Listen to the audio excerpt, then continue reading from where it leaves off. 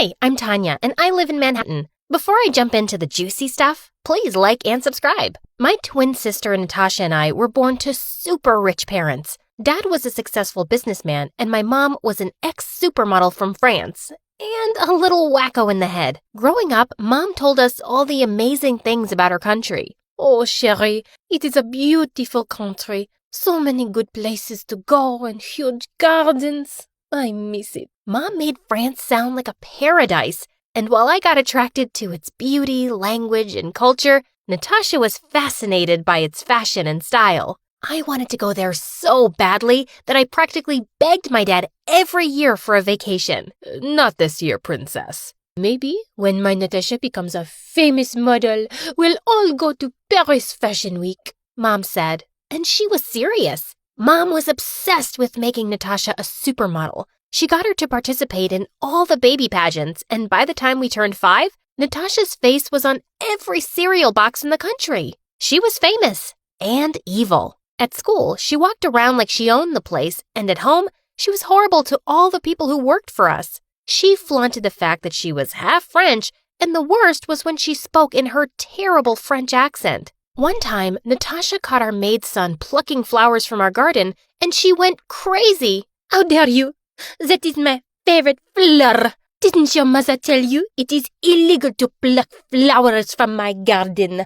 Stupide. The boy looked confused as hell. What? You're fired, you moron. The poor boy was horrified, and the next day he left with his mother. He was just a kid. Why do you have to be so rude all the time? Why do you have to be so rude? Because I can and because he deserved it. Who knows what else he might have stolen? Don't be such a wuss now. Dad tried his best to be there for me, but he was hardly ever around. He was always flying on business trips and bought us the most expensive gifts. When everyone was asleep, he would secretly slip in an extra gift just for me. This is the author's copy of your favorite book. Enjoy! Thanks, Dad. I love you. Eventually, I got tired of gifts and realized that this was his way of making up for his absence. Years flew by, and finally, we turned 16. Mom and Dad went out and planned the most amazing Sweet 16 party for us. That day at school, I couldn't wait to go home. Dad promised to buy me the latest iPad, and I was over the moon. But as always, he got busy, and I was stuck with the devil duo. While Mom made Natasha try 1,000 dresses, I just sat in the corner with a book and waited for this misery to end. Oh my God, you're such a buzzkill. Can't you behave like a normal teenager for once? You mean normal like you are? No, thank you. It was the best party ever. And when everyone left, Dad introduced us to some of his old friends who ran a successful modeling agency in LA. He had trained some of the most famous supermodels in the world. He came with his son Ryan, who was drop-dead gorgeous and the most attractive guy I'd ever seen. He had big blue eyes and the body of a demigod. And don't even get me started on the hair. Girls, Ryan will be joining your school from tomorrow, so make sure you show him around. Oh, I could do that, Daddy. No problem. Natasha beamed like she would take a bullet for Ryan. This was the first time she moved her butt to help anyone but herself, so I was genuinely confused. It was only later when I heard her talk to Mom that I understood why she was so excited to help Ryan. He's a dumb boy, but his father can help you get to the top, baby. Make sure he falls for you, mon amour. The next day, the entire school was drooling over Ryan's looks. As if Natasha wasn't high-headed enough, now her popularity went shooting off the roof with Ryan as her arm candy. And Ryan followed her like a lost puppy all the time. Ryan, honey, please get me my salad. Don't forget the toppings. No fat, though. I can't lose my precious figure. Coming right up, princess. He went rushing to give Natasha a fat-loaded burger with a milkshake. No wonder he got it wrong with her pulling off that incredible accent. And that's when I knew that whatever little crush I had on him was long gone, and he was all charm and no brains. The next few days were a blur. Our school musical was coming up, and I was the lead writer, so I was drowning in work from head to toe. During the final week of our rehearsals, the drama teacher came running to me. She looked like she'd seen a ghost. Tanya, can you change the storyline and not have a male lead at all? Our lead actor in the play fell and broke his leg. Holy bananas! There's no way we could do that on such short notice. I was losing my mind over the situation, but just then I saw Ryan walk into the hall. I was passing by when I heard you guys. I can be your lead guy. I have a really good memory, and I can learn the lines in no time. Oh, you're a savior. No problem. I gave him his script and asked him to learn everything. Within 15 minutes, he was all set. That was fast.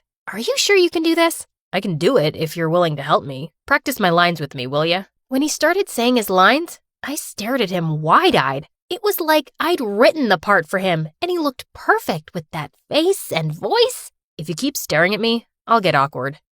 Sorry. Anyway, you keep practicing. I gotta go. I have a class. I'll see you tomorrow. I hurried to the door to find Natasha fuming in anger. I had no idea that she'd been standing there all this time, watching us like a hawk. What the hell was that? What was what? I saw how you were looking at him.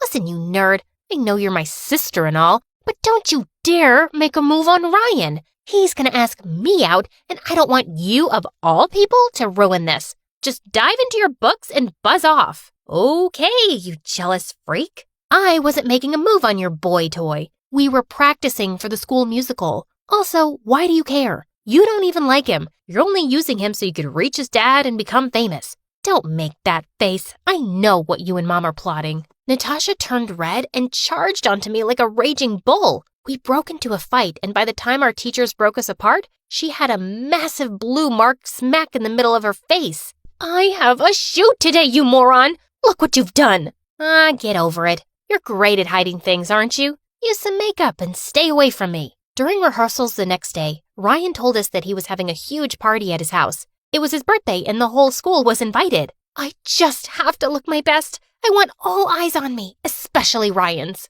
Natasha said, jumping around like a frog, trying out dresses like a maniac. Wow, real mature. Just as I was about to leave the room to get away from her awful voice, she jumped on my head and said, "Why are you running off so soon? Listen, not that I care, but if you do manage to get your boring butt to the party, you will stay away from Ryan. Do you get me? I will legit throw you in the barn if you say a word to him. Make all the assumptions in the world you want to. I like my life drama-free." And I walked back into the room, leaving Natasha sizzling in anger. The next day after the party, everyone waited for Ryan at the rehearsals, but he never showed up. I called him 1,000,000 times, but he kept rejecting my calls. I searched and searched for him and finally found him sitting on the bleachers. "Hey, we've been waiting for you for the past hour. You should have told us if you were planning to ditch us at the last moment." Go away, Tanya. I'm not in the mood. Ryan looked sad. I sat next to him and asked him what was wrong. Yesterday was my birthday, and all I wanted to do was spend some time with Natasha.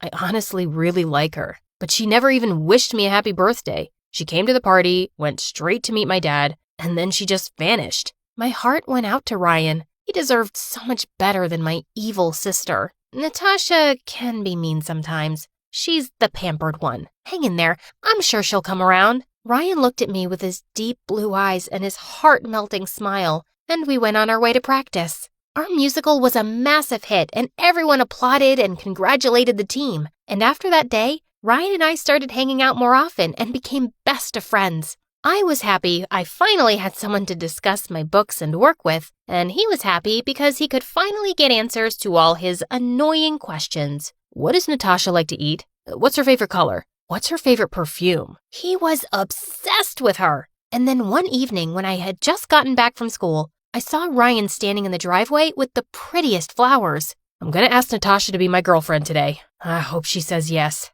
Oh, that she will, but not for the right reasons. As his friend, I thought it was high time he knew the truth. Natasha was the meanest person on earth and a manipulative witch, and Ryan needed to know before he got his heart broken. I gathered the courage to tell him the truth, but just then Natasha walked in looking like an angel, and Ryan's mouth went flying open. What an idiot! "Ay, gorgeous, don't you look handsome? And flowers? For me?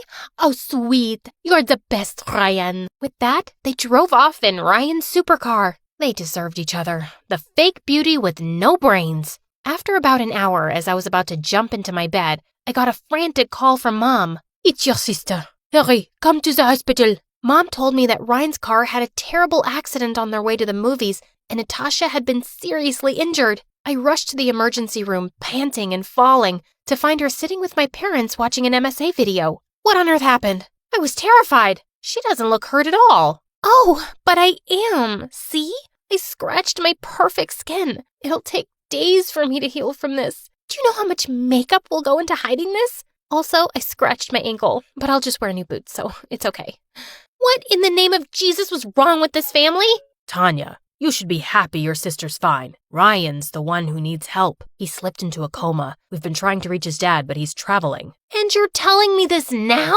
I ran to his room and saw his perfect face, scarred with 1,000 scratches. God, it broke my heart to see my best friend in that state. With Ryan in the hospital, Natasha went around flirting with every guy at school. And while I visited the hospital every day, she only came when Ryan's dad was around. One day, just after his dad left, she got up and said, "What an absolute waste of time. My skin is so stressed with all this drama, and look at my hair. I need to hit the salon so badly. Someone needs to kick that French butt of yours. This guy loves you like a maniac, and all you do is ignore him or use him for his connections. You're such a jerk."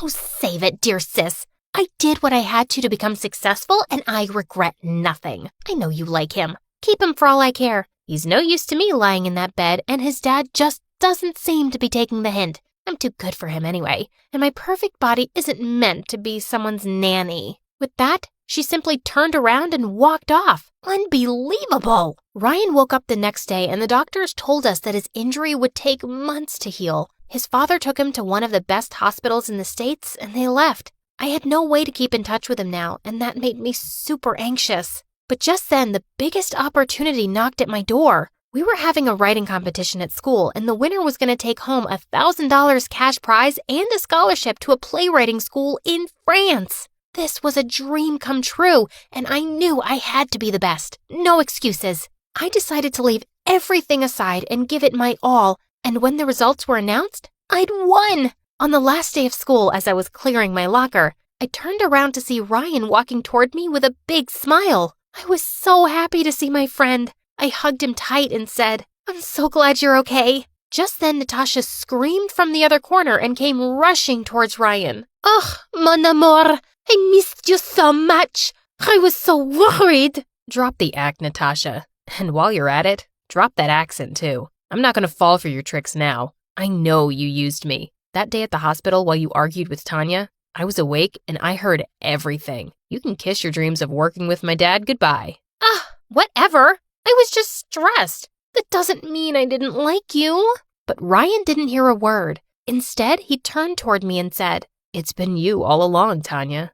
I should have seen it right away, but it took me a while. Please tell me it's not too late." I took his hands in mine and said, "Oh, Ryan, I liked you, but you loved Natasha. You only want me now because she treated you like trash. I'm leaving for France tomorrow, but when I'm back, maybe we can go for dinner and talk." Ryan looked at me with love and warmth in his eyes. I know how you've always wanted to go there. I'm happy for you, and I'll wait for you, Tanya. I hugged Ryan and planted a sweet kiss on his cheek before leaving to follow my dreams and take on new adventures in life. Everything else can wait.